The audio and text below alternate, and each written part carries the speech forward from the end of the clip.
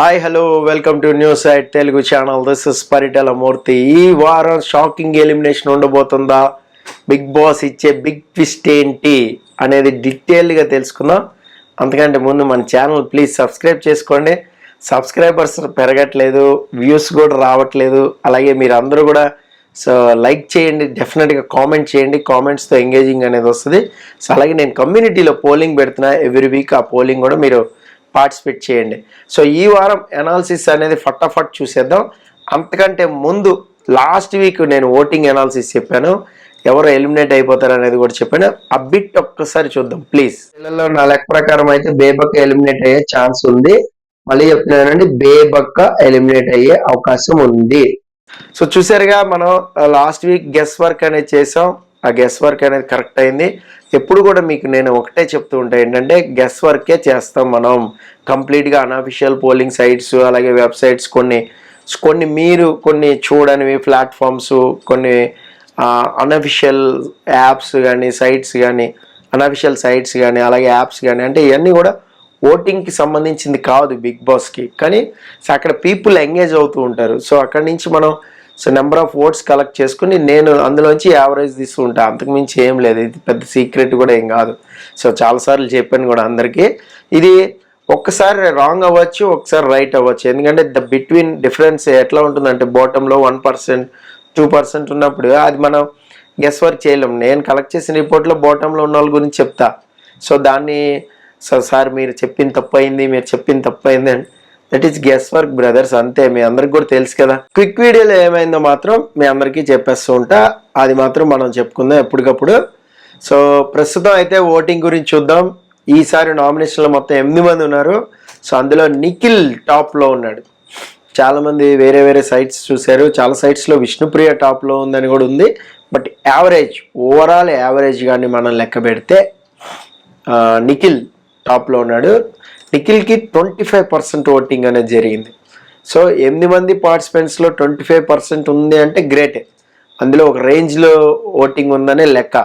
ఇంకా తక్కువ ఉంటే మాత్రం, అంటే నామినేషన్ లిస్ట్ తక్కువ మంది ఉంటే మాత్రం ఇంకా నిఖిల్కి పర్సంటేజ్ మేబీ పెరిగి ఉండేదేమో. నెక్స్ట్ ప్లేస్లో విష్ణుప్రియ ఉంది. విష్ణుప్రియకి నిఖిల్కి కొంచెం పోటీ ఉంది, కానీ కొద్దిగా 5% డిఫరెన్స్ ఉంది. 20% ఓటింగ్ వరకు విష్ణుప్రియకి జరిగింది. అందుకని మీకు కొన్ని సైట్లో విష్ణుప్రియ టాప్లో ఉన్నట్టయితే అనిపిస్తుంది. బట్ కానీ విష్ణుప్రియ సెకండ్ ప్లేస్లోనే ఉంది. సో ఓవరాల్ యావరేజ్ క్యాలిక్యులేట్ చేస్తే చెప్తున్నా 20% మాత్రమే ఓటింగ్ అనేది జరిగింది. సో ఈ వారం కొద్దిగా గేమ్లోకి ఏమన్నా వచ్చి గేర్ మారిస్తే మాత్రం ఖచ్చితంగా టాప్లోకి వెళ్తుంది. అలాగే నిఖిల్ గేమ్ దెబ్బ కొడతా ఉంది. అటు సోనియాతో ఉండటం, పృథ్వీతో ఉండటం, సో ఇటు పక్కకి వెళ్ళిపోయాడు గేమ్లోంచి. తన నామినేషన్స్ కూడా కన్ఫ్యూజ్ అయిపోవడం, పృథ్వీని నామినేట్ చేసేయడం, ఇలాగా. సో నిఖిల్కి గ్రాఫ్ పడిపోవడం అనేది పెద్ద విషయం కాదు ఎవరికైనా ఎలివేషన్ దొరికితే. సో 25% కాబట్టి ఈజీగా మనం ఓవర్టేక్ చేసేయచ్చు. ఒకప్పుడు ఎట్లా ఉండేది, ఇది 35, 34, 36.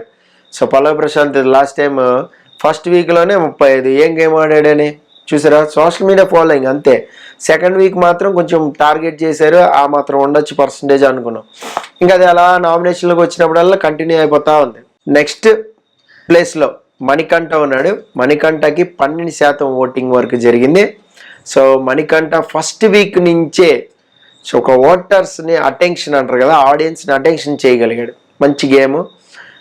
తను ఏది ఉన్నా కూడా బోల్డ్గా చెప్పేయడం, ఇంతకంటే ట్రాన్స్పరెంట్గా ఉండలేనని చెప్పి విగ్గు కూడా తీసేయడం, ఇదంతా కూడా కొద్దిగా ఆడియన్స్ కనెక్ట్ అయింది. వీడాడు బాబు ఇలా ఉన్నాడు, మరి ఎంత ట్రాన్స్పరెంటా, ఓపెన్గా చెప్పేసి మరి గేమ్ ఆడుతున్నాడు ఏంటి అనుకున్న వాళ్ళు కూడా ఉన్నారు.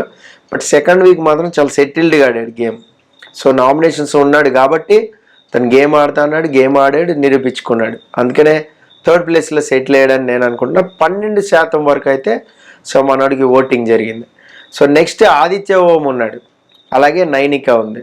వీళ్ళిద్దరికీ 10% ఓటింగ్ జరిగింది. అబ్బా, అంటే ఆల్మోస్ట్ 9 నుంచి 10, ఆ బిట్వీన్ 9.5, 9.6 అట్లా ఉంటుంది కదా, అలాగా. సో 10 వరకు ఓటింగ్ అనేది జరిగింది. వీళ్ళిద్దరూ సేఫ్ అని చెప్పలేం.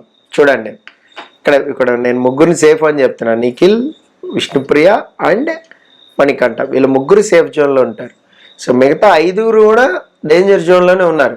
సో మిగతా ముగ్గురు అయితే ఇంకా డీప్ డేంజర్ జోన్లో ఉన్నారు. వాళ్ళు వీళ్ళకి గట్టి పోటీ ఇచ్చారు. అంటే ఇప్పుడు 5 డేంజర్ జోన్లో ఉన్నారు. ఈ 5 ఎవరైనా వెళ్ళిపోవచ్చు. దయచేసి మళ్ళీ చెప్తున్నా, ఈ 5 ఎవరైనా వెళ్ళిపోవచ్చు.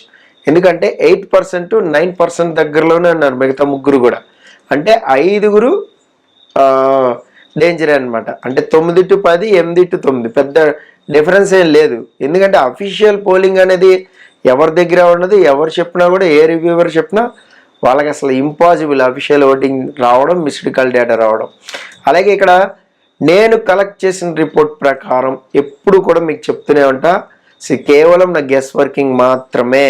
మళ్ళీ చెప్తున్నా, డీప్గా డిస్మల్స్ పాయింట్స్ వేసిన తర్వాత లిస్ట్లో ఎవరు ఉన్నారని తీస్తే పృథ్వీ కొద్దిగా అందరికంటే కూడా కొద్ది సేఫ్ జోన్లో ఉన్నాడు. ఇప్పుడు ఆదిత్య ఓం, నైనిక, తర్వాత పృథ్వీ, వీళ్ళు ఆర్డర్ ప్రకారం ఉన్నారు. అంటే నైనిక ఆదిత్య ఓం కంటే ముందు ఉంది, ఆదిత్య ఓం కింద ఉన్నారు. సో ఆదిత్య ఓం అండ్ పృథ్వీ వీళ్ళు కొద్దిగా సేఫ్ అయ్యే అవకాశం ఉంటుందని నేను అనుకుంటున్నా. ఎలిమినేషన్లో maybe Shekhar Basha and versus Seetha వీరిద్దరి మధ్య ఎలిమినేషన్ ఉండే ఛాన్స్ అయితే ఉంది. సో వీళ్ళని చూస్తే శేఖర్ పాషా లేదా సీత ఎలిమినేట్ అవ్వచ్చు. నా లిస్ట్ ప్రకారం, నేను కలెక్ట్ చేసిన లిస్ట్ ప్రకారం చూస్తే శేఖర్ పాషా పైన ఉన్నాడు, సీత అయితే బాటంలో ఉంది. అంటే సీత లిస్ట్లో ఉంది. సీత ఎలిమినేట్ అయ్యే ఛాన్స్ అయితే నాకు కనిపిస్తుంది. మళ్ళీ చెప్తున్నాను, సీత ఎలిమినేట్ అయిపోయే ఛాన్స్ అయితే చాలా స్పష్టంగా కనబడుతుంది నేను తీసిన లిస్ట్ ప్రకారం.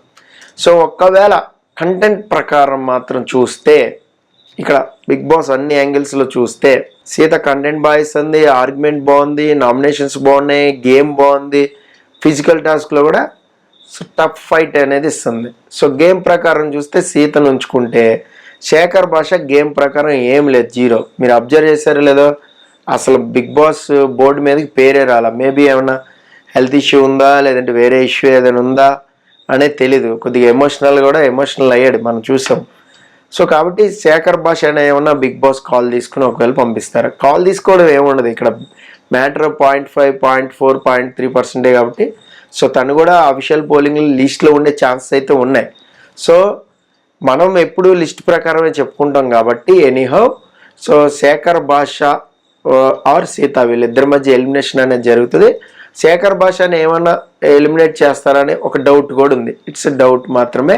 సో ఒకవేళ అలాగిస్తే ఇది బిగ్ ట్విస్ట్ అనే అనుకోవచ్చు, బిగ్ బాస్ ఇచ్చే ఒక భయంకరమైన పెద్ద ట్విస్ట్ అనే అనుకోవచ్చు మనం ఇది.